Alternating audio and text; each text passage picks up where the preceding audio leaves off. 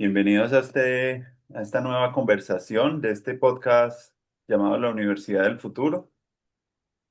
Estamos muy contentos, es el episodio número 139 y bueno, muy encantados de poder abrir conversaciones con diferentes personas en América Latina sobre diferentes temas que pueden también aportar a la construcción de nuevas formas de educación y para activar un poco el diálogo sobre temas que son importantes para nosotros. Entonces, este canal está abierto a eso y hoy estamos con un invitado muy especial, Pablo Kuhlman, quien es profesor de Relaciones Internacionales en la Universidad Estatal de Paraíba, dedicado a los estudios para la paz, con enfoque en la construcción de paz desde las bases y el uso del arte, que me parece que muy chévere que la conversación de hoy pueda estar orientada a hablar sobre estos temas de la paz y la construcción de paz. Y bueno, también hace parte del CLAIP y del miembro de la Red de Investigaciones sobre Paz, Conflictos y Estudios Críticos de Seguridad. Así que bienvenido, Pablo, a esta conversación y qué alegría poder compartir un momento contigo. Muchas gracias, Andrés. Un placer también. Estoy acá con mucha alegría, sí. Bueno, Pablo, me gustaría para iniciar nuestra conversación que nos pudieses contar un poco cómo ha sido tu camino en estos temas del arte, de la construcción de paz, de la educación, y que nos Sí, narres un poquito ese contexto de aprendizajes en estos campos. sí. Yo creo que el arte es importante como una parte de la vida. Entonces, las personas que creen que el arte no es importante o se puede alejar, son personas que sufren para mí. Entonces, por ejemplo, para mí, desde muy pequeñito, yo dibujaba mucho y después pintaba cuadros. Era muy importante para mí. Pero desde 10 años, yo fui para el ejército. Me torné oficial del ejército. Entonces, un poco un desvío de la ruta de la arte, pero me enseñó muchas cosas en la relación de cómo formar a las personas, cómo ejecutar planeamientos de simulaciones. Entonces creo que esta parte fue muy importante para mí en el trabajo de construcción de paz. Eh, pero yo creo que todas las personas que son payasas, en mi caso, ¿no? Esta nariz yo hice, yo la hice, es parte de reciclaje y yo la construí. Me gusta eso. Entonces, yo soy un payaso y yo creo que todos los payasos tienen la gana de salir de la situación de la rigidez,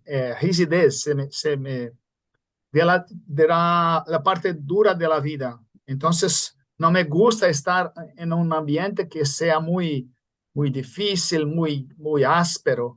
Entonces, todos los momentos, incluso en el ejército, si yo podía hacer un chiste, yo haría para eh, cambiar el ánimo de las personas.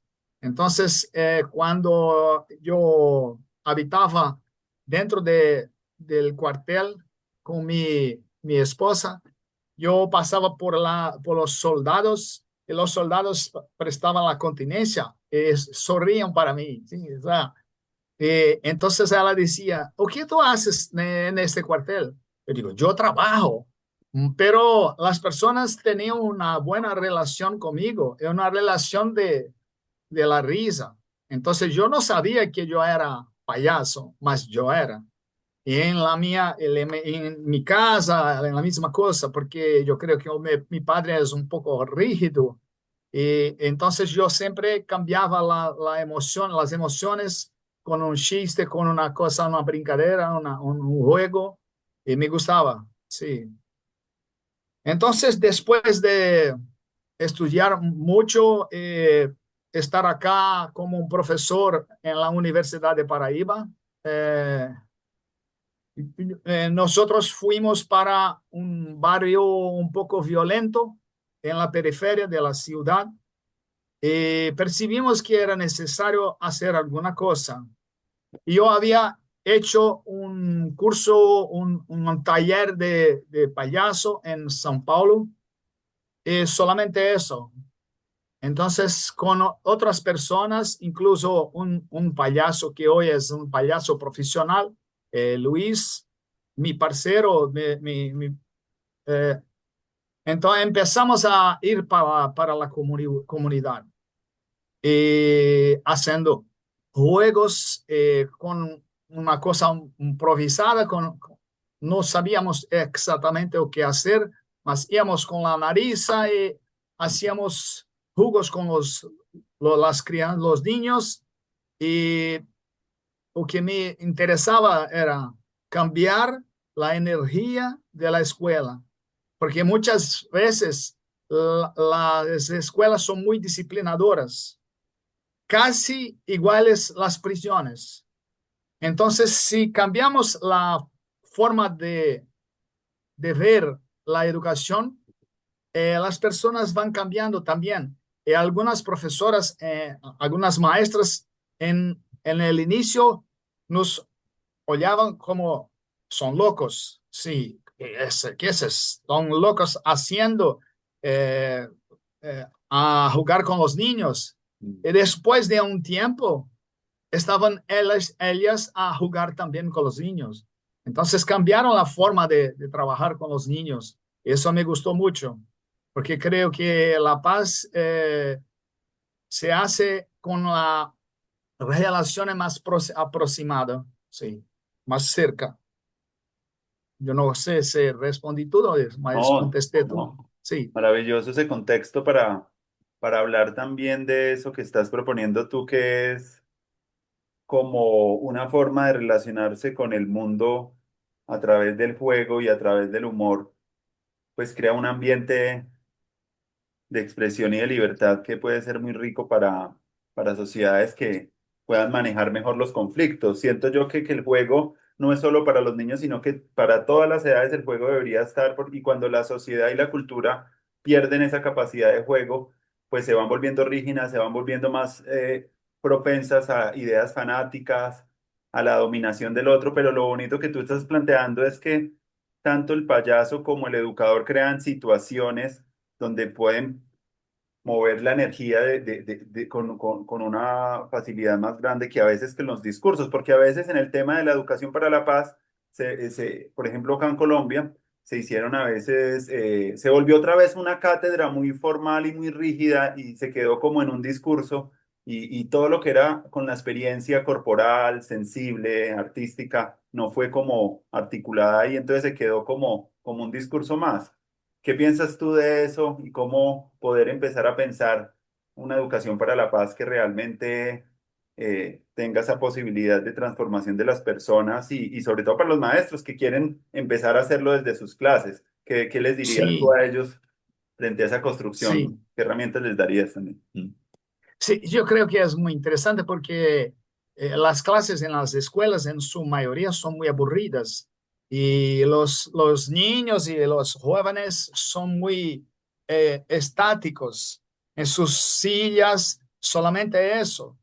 Eh, eh, permanecen mucho tiempo solamente sentados en las sillas Mm. y es muy, muy aburrido.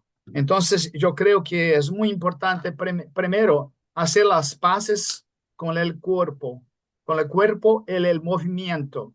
Entonces, me gusta en todas las clases, mismo en la universidad, mismo en los cursos con los maestros o con las Ujú. personas un poco más viejas o más adultas, ejecutar movimientos de cuerpo. Existen unas personas que estudian una cosa llamada pedagogía de emergencia. La pedagogía de emergencia y tiene mucho en lenguaje española también. Son actitudes corporales con personas en situaciones de riesgo, de desastres civiles o guerras civiles, desastres naturales. Entonces, ¿o qué hacen las personas en esta pedagogía? Van a hacer la conexión del cuerpo, de la geografía del cuerpo, porque Mm, las personas pierden con el trauma las conexiones. Entonces, son juegos en rueda, todos van a ejecutar movimientos rítmicos y van a empezar van a reír y van a ejecutar movimientos, no importa si ganan, si pierden, no hay competición, no me gusta la competición. Entonces yo creo que esta es una cosa importante, la reconexión con el cuerpo y la reconexión con el movimiento. Y una otra cosa que hoy en día está como una pedagogía, más para mí es una cosa estúpida, es la pedagogía de la naturaleza, de la naturaleza. Entonces, ¿cómo? Entonces, primero perdemos el contacto con la naturaleza, ahora estamos a crear una pedagogía de la naturaleza. Entonces, yo creo que es muy importante los niños y las personas estar en contacto con la naturaleza y los universitarios con la calle, porque senão las investigaciones son solamente acá. Entonces, mm, hay en la idea universitaria e investigativa europea y académica del norte, yo creo, europea, estadounidense, que hay un divorcio de la cabeza con el cuerpo. mm, La investigación es muy teórica y muy solamente con metodologías muy complicadas y no van a la calle, no ejecutan ejercicios con las personas, no hablan como si fuesen pues personas locas, porque no hablan, más construyen teorías mucho locas por eso. Y para mí, creo que la educación para la paz perpasa por también una cosa llamada afectos alegres, mm. que muchos teóricos en la filosofía hablaron por eso, Derrida y Guattari, y entonces, que es Spinoza, que la parte de los afectos alegres, porque cuando a las personas están abiertas en la alegría, Mm. sorprendentemente tienen más capacidad de aprender. Entonces, yo creo que es un cambio muy grande, mas para mí es muy simple, entonces para mí es una locura, porque estamos a hacer simplemente una cosa muy importante, que crear relaciones, recrear relaciones como eran las relaciones tradicionales, en el círculo, con el movimiento, con el ritmo y con la naturaleza. Entonces, para mí, y con alegría. Entonces, acá, por ejemplo, en el nordeste del Brasil, hay muchas, la cultura popular es muy, se llaman las personas, son brincantes, maestros brincantes o son jugadores. Ujú. Entonces, no están entrenar, están a brincar, a jugar todo el tiempo. Personas de 70 años, personas de 80 años están a jugar con los niños, con las... Entonces, es muy interesante para mí esas cosas también. Sí, Claro, claro, no, maravilloso esos planteamientos del movimiento y más sobre todo en un tiempo donde se interactúa tanto con tantas pantallas, es muy importante, creo yo, también ese contacto con las personas, pero también con la naturaleza para volver a que haya una disposición de las personas más abierta para relacionarse con el mundo, porque esos espacios, incluso la fiesta también, son como actualizadores de la existencia del ser humano y vuelven a darle una cierta energía y el movimiento también que tú estás planteando, pues da energía, energiza. Entonces, en los temas acá sobre paz se hace mucho énfasis en en eso de las relaciones que tú hablas, pero hay un discurso político donde habla más de los discursos de la seguridad y todavía hay muchas personas que quieren sentirse un poco como que que la política les debe como a eso, como a ya no tener ese miedo y entonces, pero muchos de esos movimientos son muy conservadores. Entonces me parece muy Sí, interesante ver que con el humor también puede ser un antídoto crear unos espacios de confianza entre las personas para que puedan jugar mejor en su papel que tienen para aportarle a la vida y a la comunidad en la que están perteneciendo. Pero sin eso, pues va a ser muy difícil. Y me gustaría hablar un poco de eso de la celebración y de la fiesta, porque tanto en Brasil como acá en Colombia también hay unas herencias de una festividad y de lo que tú llamaban los afectos alegres, donde había música, movimiento, baile, comunidad, familia, que son como muy poderosos también para esa construcción de paz, que son como ejemplos que uno tiene en América Latina, incluso las batucadas y el carnaval, y cuando, no sé, alguien me comentaba que cuando se reunían para, por ejemplo, practicar estos grandes grupos de esas escuelas de samba, pues es como toda la gente independientemente si alguien es doctor o es no, como que se juntan a celebrar y a compartir la vida juntos y son espacios que tenemos acá con las tradiciones afroamericanas también en la música que son muy valerosas para pensar también que hay claves también en nuestro territorio para esa construcción pues más comunitaria de la paz. Mm. sí, sí. Me gusta la idea que algunas personas decían acá en Brasil que carnaval era un momento de las personas ignorar en la vida. Ah, entonces yo voy a carnaval, voy a brincar y no esquezo de mis trabajos, de las cosas. Entonces, como si carnaval no es una cosa seria, porque es la fiesta. Mas muchas personas, incluso un pesquisador que se llama Simas, acá creo que es Alberto Simas, no me recuerdo correctamente su primer nombre, que decía, la fiesta es resistencia. Entonces la fiesta no es alejada de la realidad, no, él es una forma de resistencia muy poderosa, muy potente y es política. Entonces yo creo que todas las, primero, se, gran parte de las personas que hacen fiestas son de las comunidades tradicionales y que son de las comunidades que tienen la tradición oral. Entonces no se llaman el doctor de la universidad, no, es maestro, simplemente maestro. Me gusta como los hispánicos se llama maestro. Me gusta ser llamado de maestro porque maestro para mí, para acá en Brasil, son las personas que simplemente tienen una cultura tradicional que se pasa oralmente pelo el cuerpo, pela desenvoltura.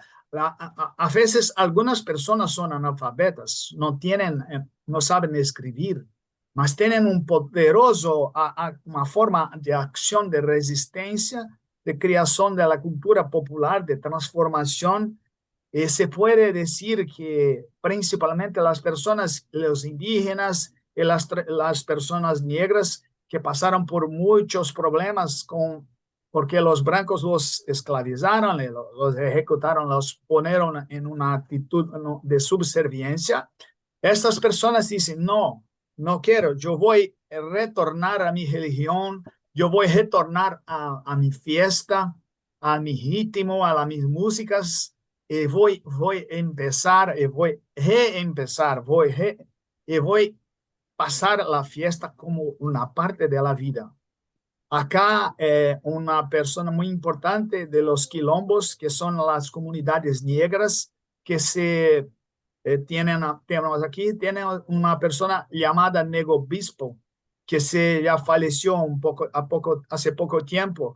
El Negro Obispo era un pensador que decía exactamente eso, que la fiesta tiene la posibilidad, primero, no se hace nada por dinero, no se hace. Todos pueden hacer fiesta.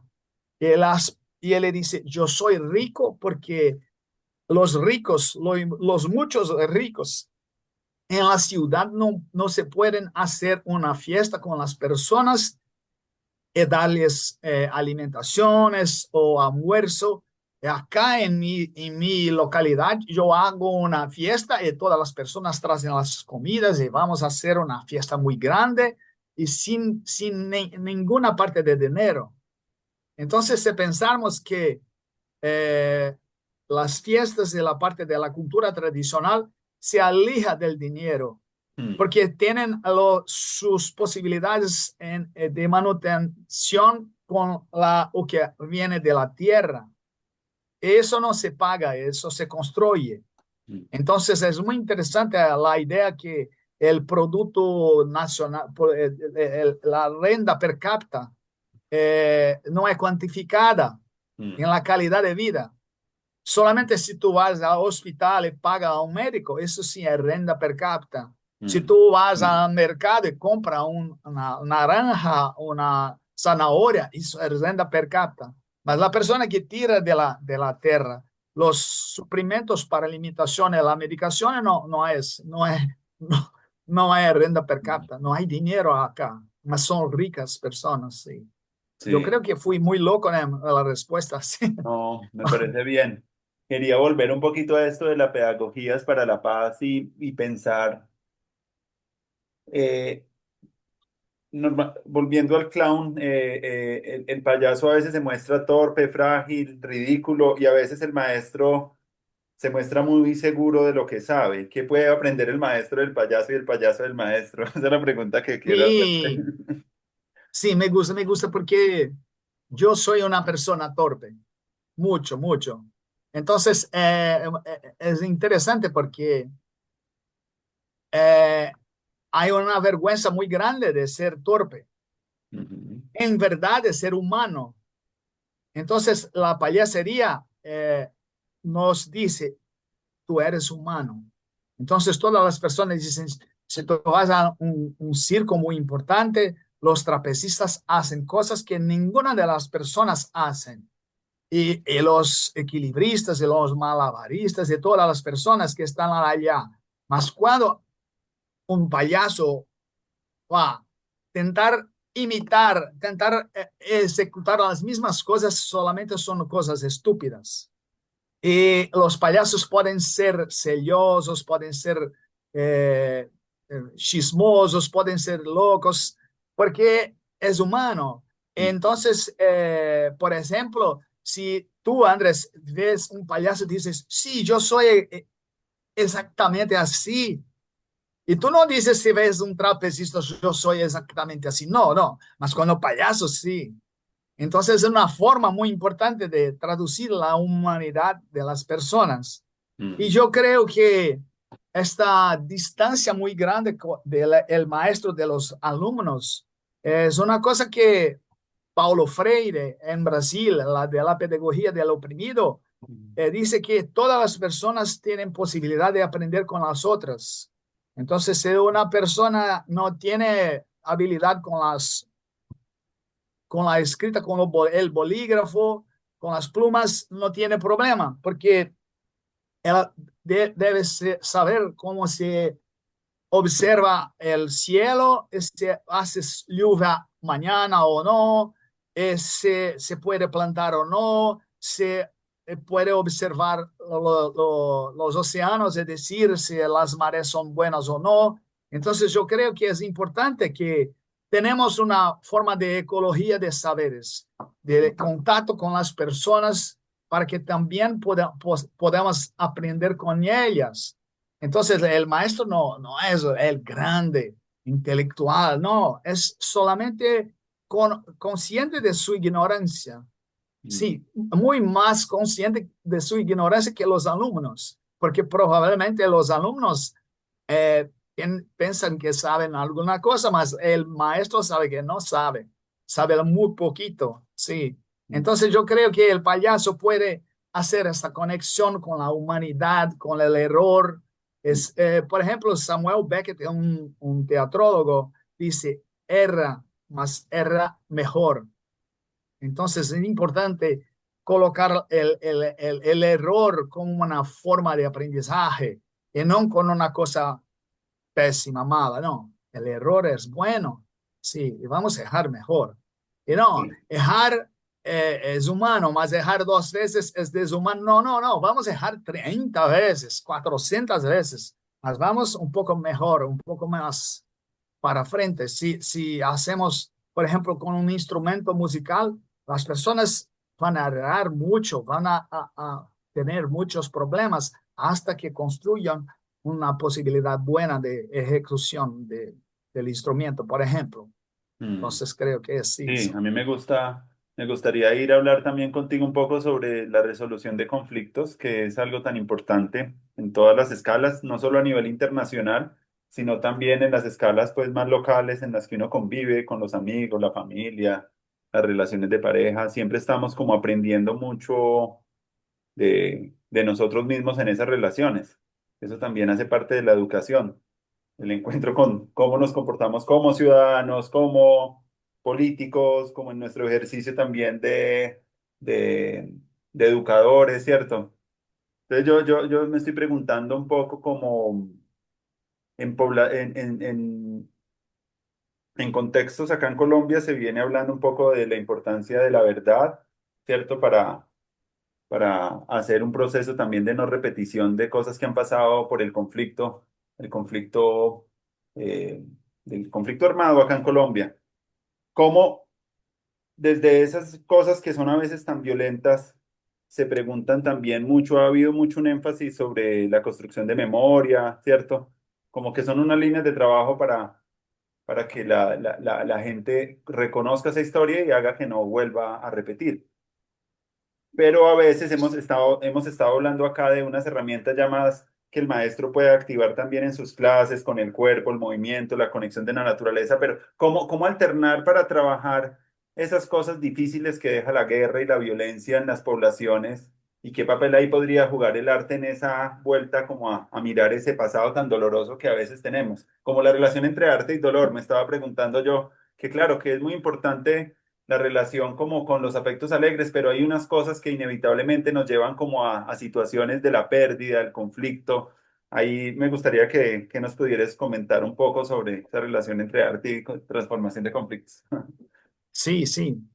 Sí, yo creo que es importante decir que el arte no es solamente una cosa estúpida que los payasos hacen sin una política por detrás.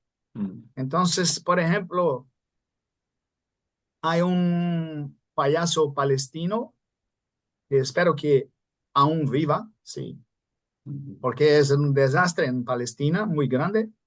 Eh, Él hice un tipo de presentación en la calle en frente de los soldados israelíes que pone, por ejemplo, yo creo que es una cuerda, en el suelo, como si fuese una frontera. mm, Y pone una bandera palestina en una mano, el otra israelí en otra mano. Vas a equilibrar como si fuese una cuerda del circo, entonces desequilibra, transfiere las banderas para los otros lados mm, y vas a jugar todo el tiempo con la cuestión de la definiciones de frontera, mm, otras cosas más. Entonces, yo creo que el arte puede comunicar de una forma muy fuerte y muy emocional cosas que los teóricos académicos van a llevar muchos años y muchos libros. mm, Entonces, un profesor español me dice, yo tengo envidia de los artistas porque los artistas son más, la verdad, metafóricos, son muy rápidos en hablar cosas con mucho poco tiempo, que los académicos hacen muchas cosas, escriben 300 páginas y tienen mm, son muy, hablan de más, demasiado. Entonces, por ejemplo, acá en Brasil también hay una forma de expresión llamada teatro del oprimido, que es de Augusto Boal. Y después, Bárbara Santos es una también brasileña, negra, que hice el teatro de las oprimidas. Esta forma de teatro tiene mucho en Colombia, por ejemplo. Hay un grupo llamado Teatro Experimental Fontibón en Bogotá, que es muy bueno. Y unos alumnos míos estudiaron a este grupo de Colombia, Mm, que hacen varias formas de acción y hay una sala, llamada Sala Augusto Boal. Hay una parte del teatro que se llama así y se ejecutan el teatro del oprimido. Teatro del oprimido es muy interesante porque van a poner las cuestiones de la memoria, de las opresiones muy claras y las personas van a reflexionar las cuestiones de cómo se hace la transformación. Entonces, Augusto Boal decía que el teatro es un entrenamiento para la acción. Y dice que si tú haces una cosa que supera, transforma la opresión en el teatro, su mente capta que existe una posibilidad de transformación. Entonces hay una actriz, directora belga, se llama Frédéric Leconte, que va para la Burundi, en esas partes del África que hubo muchas matanzas de los Tutsis con los Hutus y creó el Teatro de la Reconciliación, que es lo mismo, muy parecido con muy cerca del Teatro del Oprimido. Entonces, por ejemplo, hace una presentación que alguna persona fala malo del otro pueblo, de la otra etnia. ¿Cómo son los Tutsis? Ah, sí. ¿Cómo son los Hutus? En cierto momento, tú no sabes quién son las personas que sufren y cuáles son las personas que son violentas, porque muchas veces los dos grupos hacen violencia también. mm, Entonces, crean una posibilidad de reflexión y de pensamiento de cómo vamos a reconstruir este pueblo que fue muy destruido con la violencia. Entonces yo creo que es importante reflexionar sobre la memoria, sobre los puntos que les toca más y mm. que vamos a reflexionar sobre todos los puntos de la memoria y que las personas puedan hablar y ejecutar eso. En el teatro de Olo Oprimido también hay una cosa llamada arcoíris del deseo que trabaja las cuestiones personales. Entonces, es importante que toda la construcción de paz deba iniciar en el interior.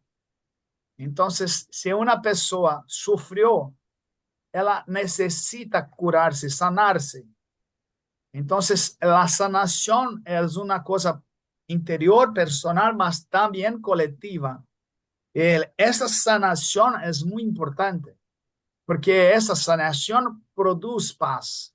Entonces vamos a traducir con la memoria, con la sanación, utilizar otras formas de teatro, como por ejemplo, es un teatro, hay otras formas de teatro que ahora no me recuerdo su nombre, que son teatros que trabajan con las personas, la característica a partir del drama Mm, para curar, para sanar los problemas. Entonces, es importante que el arte pueda, y si tú haces, por ejemplo, un espectáculo, tú mm. estás a sanarse, porque tú puedes transmitir aquello que le duele.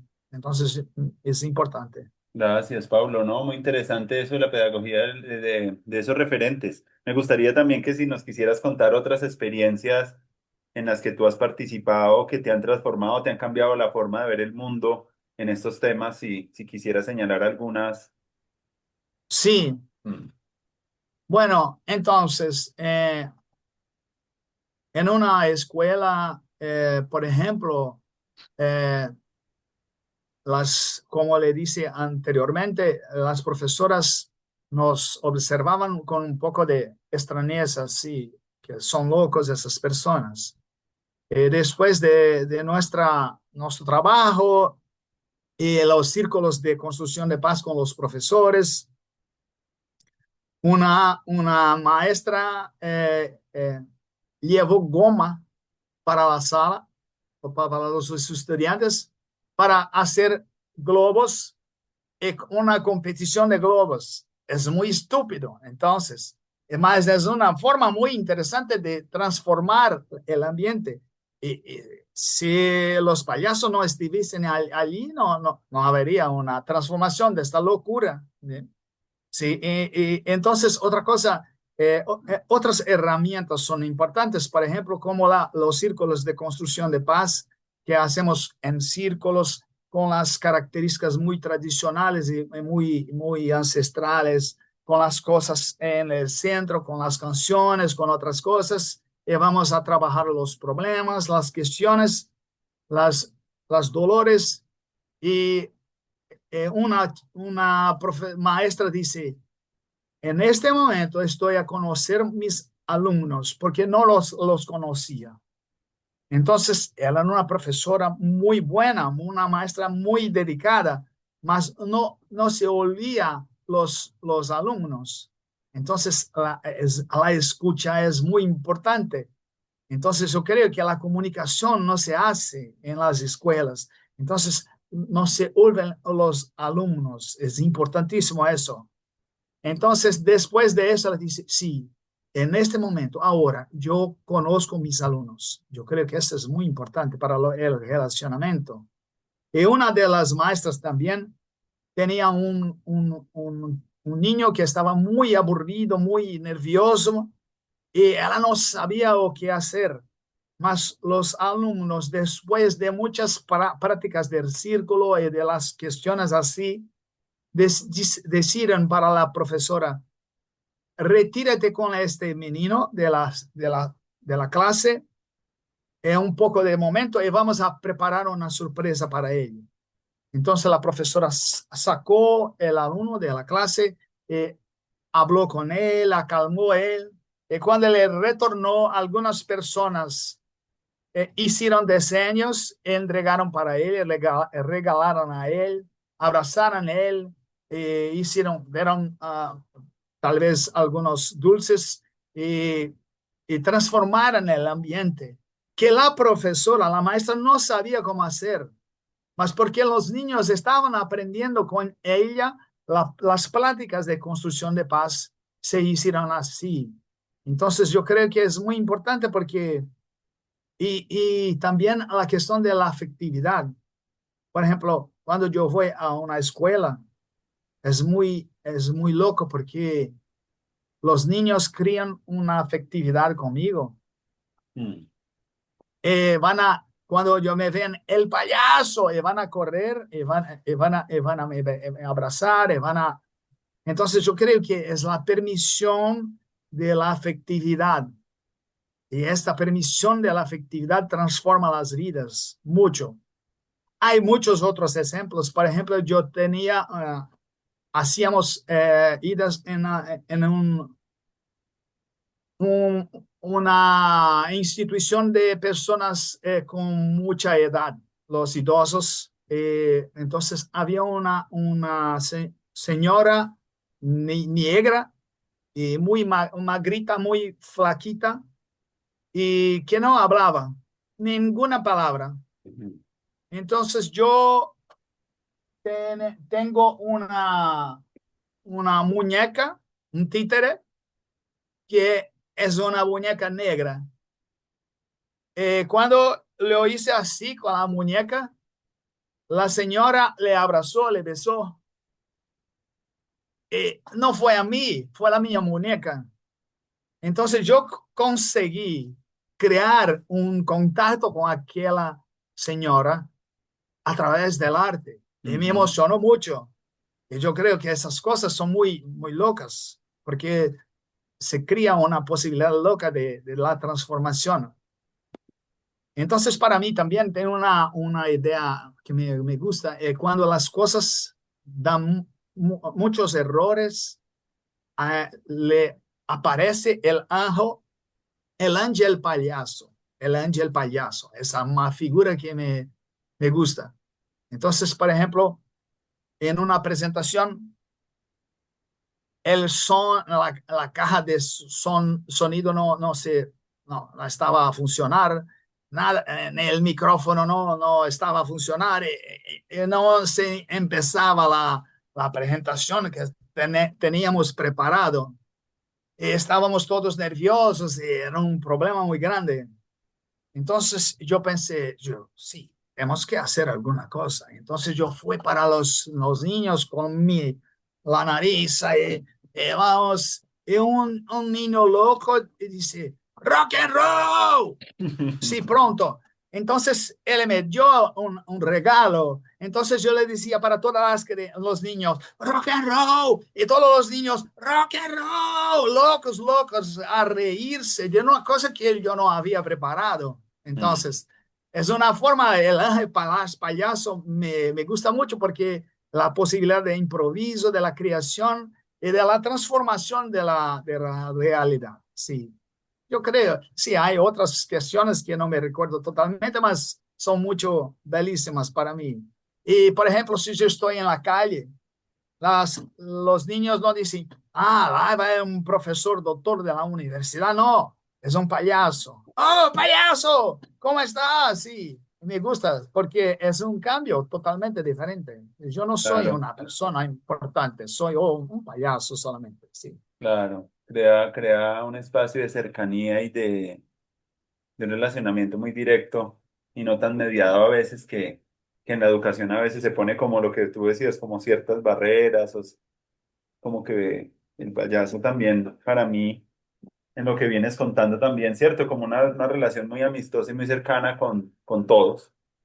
Sí, Independientemente de que de eso me parece como que empareja a todos y todos entran en una dinámica como lúdica y de juego y de imaginación. A mí me parece muy importante también para la construcción de paz y es algo que vengo trabajando. Es como, además de la construcción de memoria, que es muy importante, me parece igual de importante la construcción de futuro, de, y como de espacios abiertos donde pueda la gente jugar. Ya yo lo veo así, como la imaginación política, como un espacio donde podemos como visualizar donde queremos estar y que pueda ser un espacio que nos pueda permitir pues vivir mejor, tener mejor convivencia con los demás, resolver conflictos, ser más creativos, ¿cierto? Tener como esas posibilidades me parece a mí algo muy importante. Entonces vengo yo también desarrollando mucho cómo jalonar mucho la imaginación y la imaginación es una apertura para jugar en un entorno que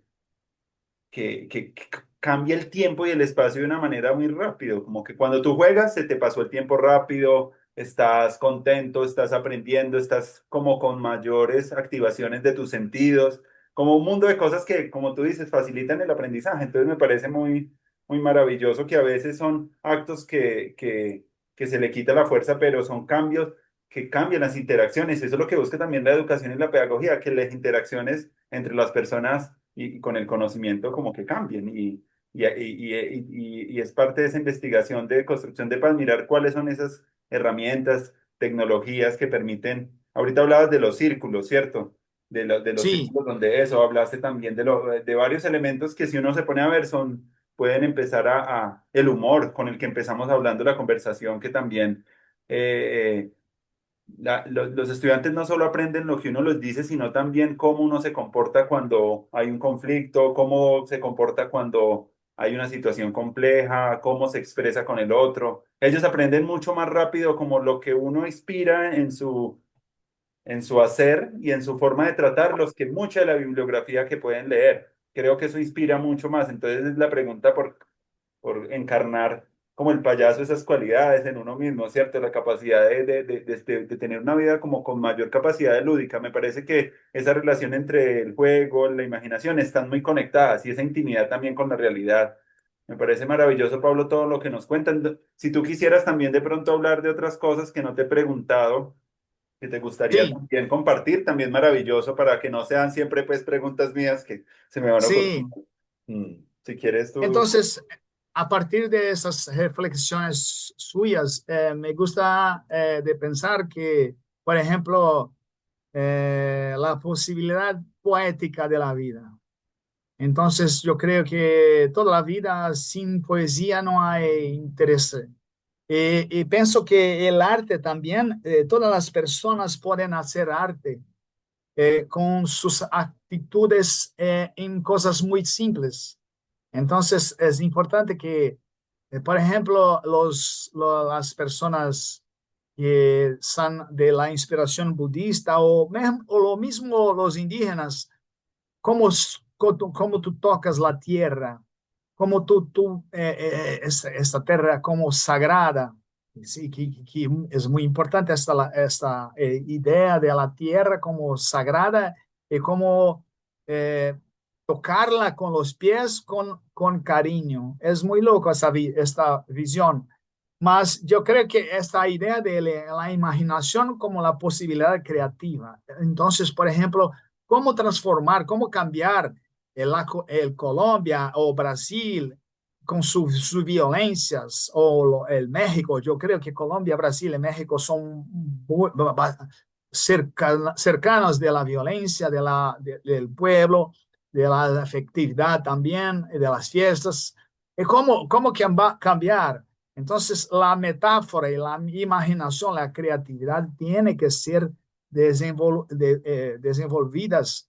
Por ejemplo, es interesante que yo estoy a leer un libro sobre la creatividad y la imaginación, que dice que todas las músicas que tocamos, no sé si tú tienes algún instrumento, si tú tocas algún instrumento, entonces, por ejemplo, vamos a construir, vamos a pegar la nona sinfonía de Beethoven y vamos a ejecutar la nona sinfonía.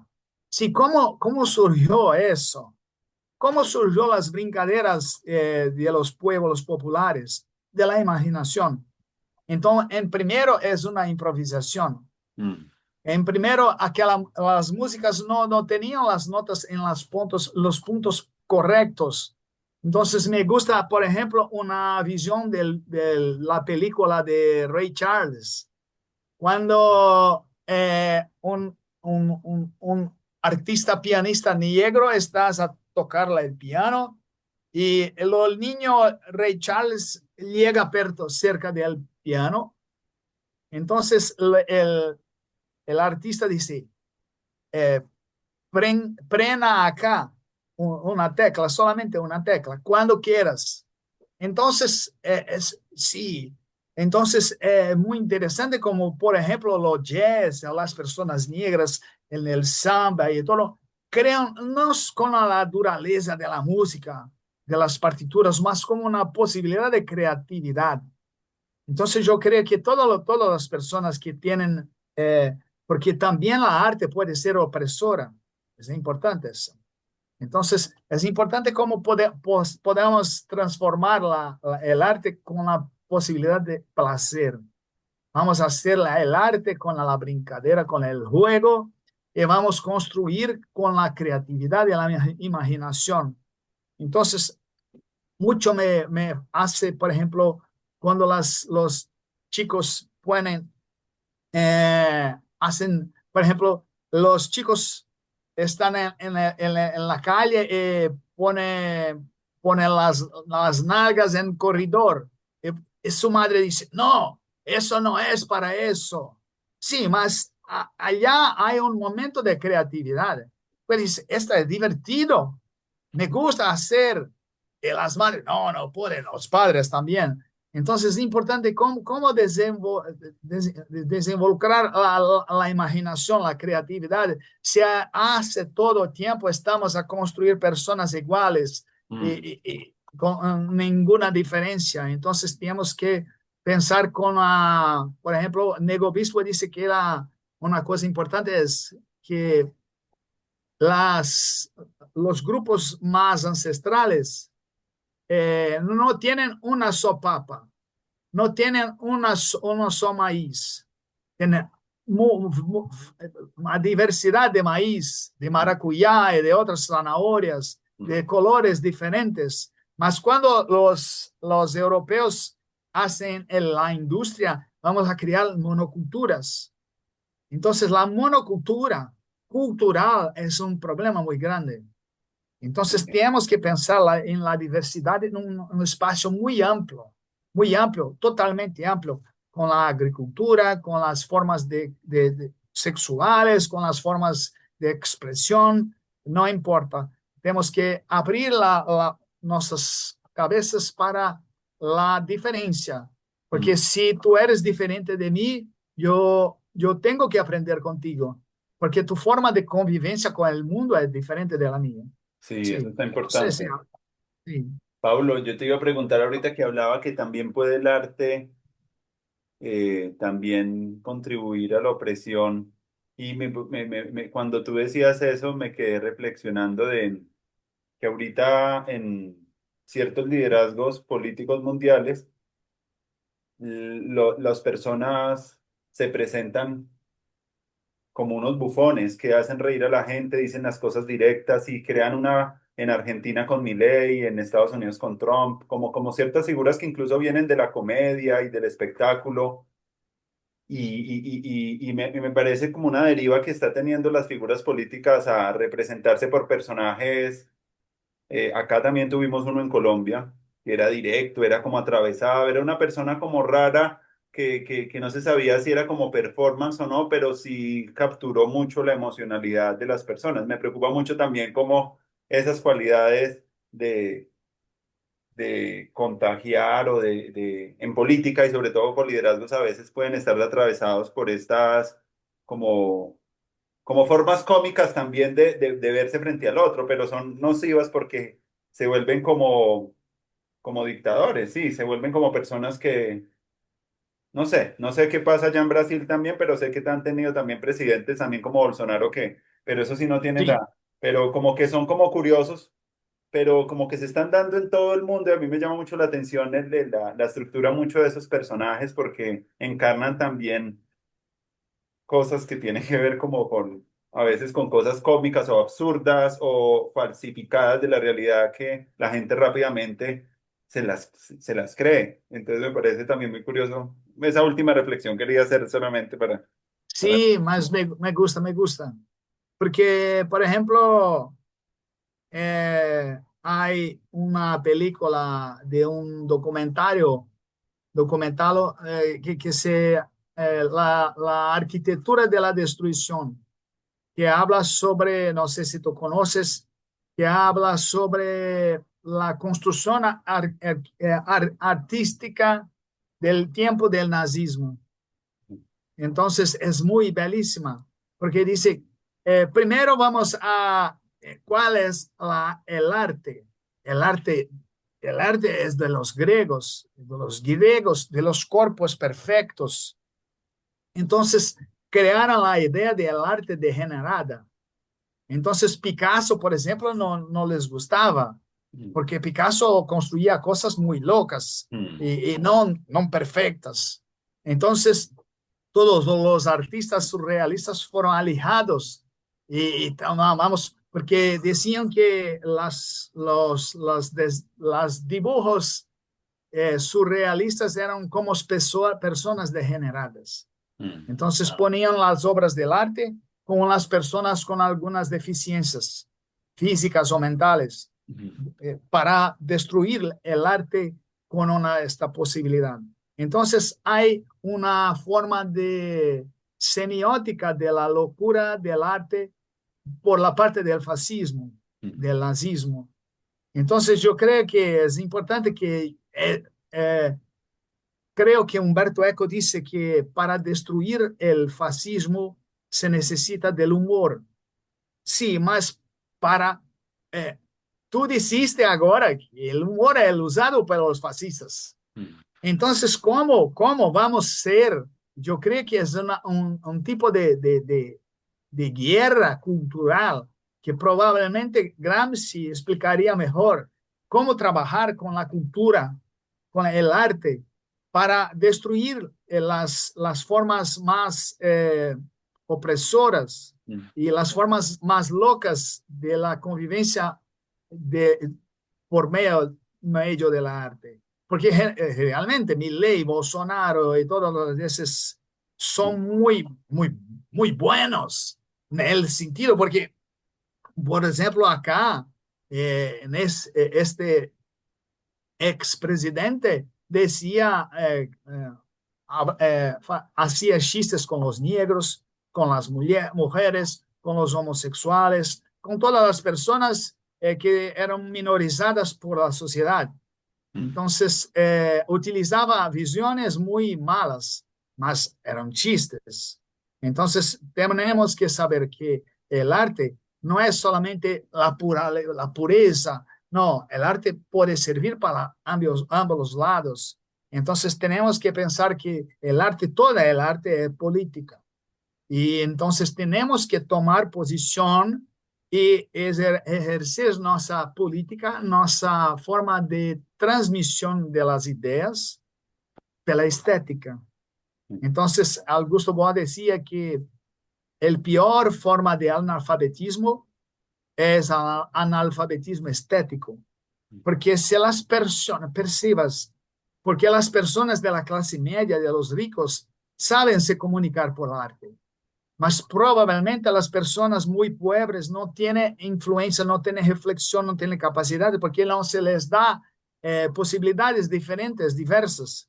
Por eso que me gusta ir para las escuelas periféricas, mostrar mi arte y construir arte con ellos, hacer títeres. Entonces las crianças hacen títeres y vamos a construir historias porque ellas necesitan comunicarse de sus dolores, de sus dificultades. Entonces creo es importante pensar, arte es una gran herramienta, una arma, ¿no? Y creo que arma es una interesante construcción porque arma es una cosa que la prolonga su mano.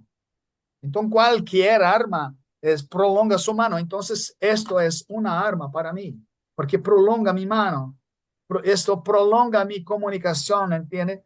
Entonces, ¿cómo hacer para construir una buena arma con esas cosas? Sí, para la paz, para la convivencia, para la justicia, sí, sabiendo que no son ignorantes totalmente los fascistas, sí. Eles son malos, mas son muy importantes, muy expertos muchas veces, sí. Bueno, Pablo, me encantó mucho haber conversado contigo estos temas. Tan muy poderosa la conversación. Si quisieras de pronto compartir algo más, o si no, ya hemos cumplido como con... Hablaste un poco de la construcción de también de herramientas artísticas, o por dónde te gustaría terminar para una reflexión, digámoslo, si le pudieras decir también a transmitir unas últimas palabras a las próximas generaciones y a la gente que se está formando y a los educadores, como algunas cosas finales, sería muy maravilloso ya para redondear nuestra conversa que estuvo fantástica. Sí, entonces, por ejemplo, muchas veces en el arte es, como se dice, la persona que camina por la calle sin intención, como un vagabundo, ¿cómo se dice? El vagabundo, Vagabundo, sí. sí. Y es muy importante ser vagabundo. Es muy importante. Es muy importante crear, porque las personas en el mundo capitalista están totalmente a trabajar, a trabajar, a trabajar, y no a criar. Entonces tienes burnout y tienes otras cosas malas.